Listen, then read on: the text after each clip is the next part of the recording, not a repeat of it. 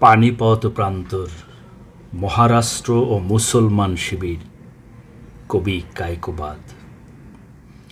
হায় পানিপথ দারুণ প্রান্তর, কেন ভাগ্য শোনে হলিনে অন্তর।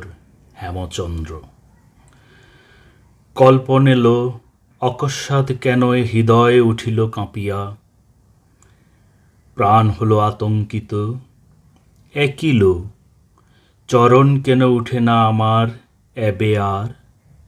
অগ্রসর হইব কেমনে এ দূর গন্তব্য পথে। কেন নো সজনী সহসা এ ভাব আজি হইল আমার। বিদেশী পথিক আমি, চিনি না এ দেশ। কোথায় আনিলি মোরে ভুলাইয়া পথ। এ যে দেখি মরু প্রায় মহাভয়ঙ্কর, তরুশূন্য সীমাশূন্য বিশাল অন্তর।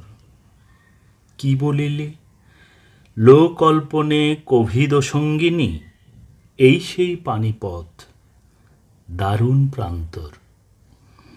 এই সেই স্থান, সেই ভীষণ শ্মশান, যে স্থানের লক্ষ লক্ষ ভারত সন্তান দিয়াছিল ধর্মযুদ্ধে আপনার প্রাণ।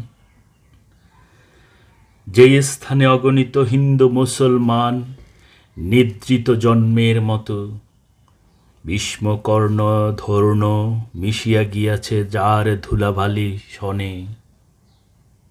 এই সেই স্থান। হায় রঞ্জিত যে স্থান, উত্তরার ঋদ্ধি রত্ন, সুভদ্রার প্রাণ অভিন্ন হৃদয়ের তরল শোনিতে সুপবিত্র। এই সেই ভীষণ শ্মশান। যেই স্থানে পৃথ্বীরাজ ভীষণ সংগ্রামে হয়েছিল পরাজিত। হিন্দুর সৌভাগ্য ডুবেছিল যে স্থানে, পৃথ্বীরাজ শনে কাঁদায়ে সমগ্র হিন্দু এ জন্মের মতো। যে স্থানে বীর শ্রেষ্ঠ সম্রাট বাবর ধ্বংসিয়া পাঠান সৈন্য মোগল সাম্রাজ্য করেছিল প্রতিষ্ঠিত। বালক আকবর যে স্থানে হিমুরে যুদ্ধে করে পরাজিত, সেই ভিত্তি করেছিল আরও দৃঢ়তর। পাঠানের শেষ আশা, অন্তিমের আলো, হিন্দুর সৌভাগ্য শনে যে রণ প্রাঙ্গণে হয়েছিল নির্বাপিত জনমের মতো। এই সেই স্থান, সেই বিষম ভীষণ শ্মশান। পানিপথ, কোথা তব সেই শক্তি ভীষণ।